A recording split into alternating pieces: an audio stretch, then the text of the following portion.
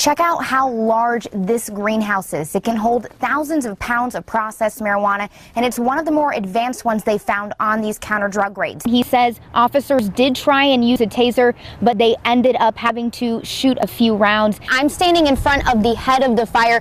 You can feel the heat. You can see that smoke. You can see that black SUV being towed away right now. For a period of time, that car was on fire. There were 5 people inside. On days when snow-packed and slick roads can cause issues, school bus drivers follow one rule. At top speeds, these race cars can hit up to 80 miles an hour, but it's not the fast pace that makes this car and this lead special. Rachel, there are thousands of people lining the streets. I want to show you a really cool costume.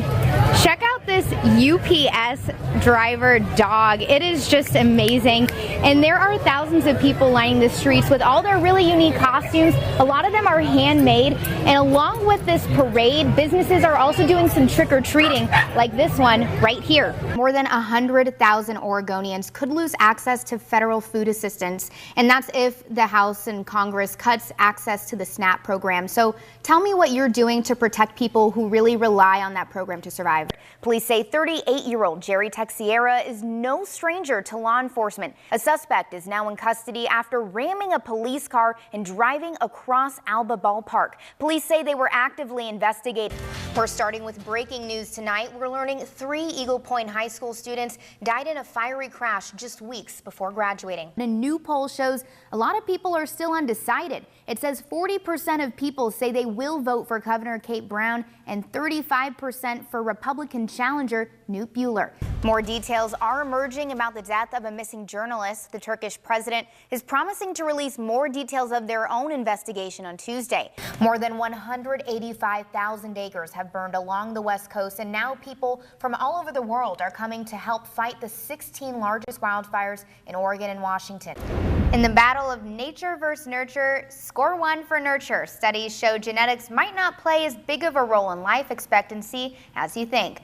This Mott Road exit is going to continue to stay closed overnight. I talked with the California Highway Patrol, and they tell me there's no chance Interstate 5 is going to reopen, not only because of the fire crossing over the interstate at certain sections more south from here, but also because of the damage the fire had on the roads. Dunsmuir is still tonight. The small city of 2000 is blocked by the Interstate 5 road closure. No one is coming into town. Restaurants are closed. Park benches are empty.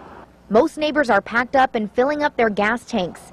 Everyone is warned to be ready to leave at a moment's notice. It feels like right now, I'm homeless. That's what it feels like. Whoa. Okay, the church is gone. Everything's gone. What are you going to do? You got to wait to see. But I'll deal with it. Curtis Smith has lived in Dunsmuir his whole life. Oh yeah, I got my stuff packed. He tells me he feels stuck between this Delta fire and the Natchez fire burning north. Well, we're in the middle here. You got smoke on both sides, fires on both sides. So if something comes here, where are you going to go? You going to go to the ocean? You can't go south, you know what I'm saying? Interstate 5 has been shut down for 32 hours. I talked with the California Highway Patrol tonight, and they say the roads are so dangerous where the fire jumped the interstate, crews aren't even guessing when they may be able to reopen it. We're continuing our live coverage on Interstate 5 beginning on Newswatch 12 at 5 a.m. Stay with us for those live updates.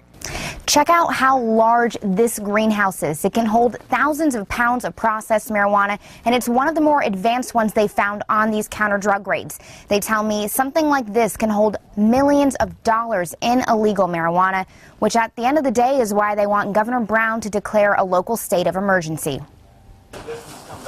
It is greed. There is probably some organized crime involved in these big ventures. Law enforcement served 4 different search warrants on illegal grows today. We have people living on the Oregon line, California line, with huge volumes of marijuana. The grows were some of the largest and most organized they've seen. We're probably in the neighborhood of 2,500 pounds, could be more. This is a multi-million-dollar operation, no ifs, ands, or buts about it.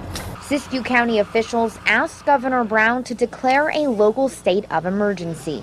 All this marijuana is going out into the community, either concentrated, or we have no idea whose hands it's going to fall into. And we're just trying to do our part. Sheriff Lopi tells me he wants the governor to understand there are thousands of illegal grows in the county, and declaring a state of emergency could help teams tackle them faster. Large seizures like this, they're obviously illegal in nature, and this is a drug trafficking organization here. I think it supports the cause.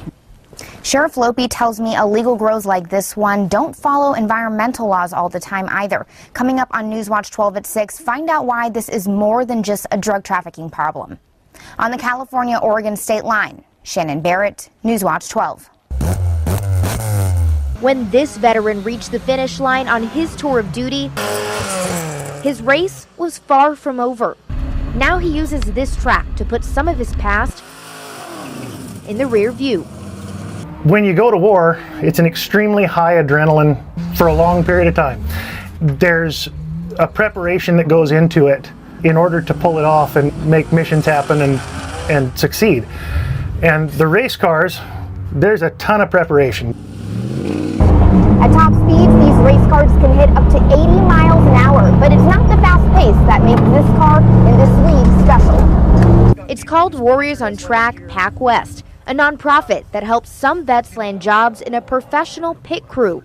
But for most, the racing is therapy, a way to rebuild the camaraderie lost after leaving active service. I can relate to them in a way that I can't with people that haven't served. Doing something with people who have shared experiences and have, walked the same earth and done the same things. Warriors on Track Pac West gives veterans suffering from PTSD a chance to readjust and figure out what the best course is for them, whether it's in office or on the track. In White City, Sionan Barrett, Newswatch 12.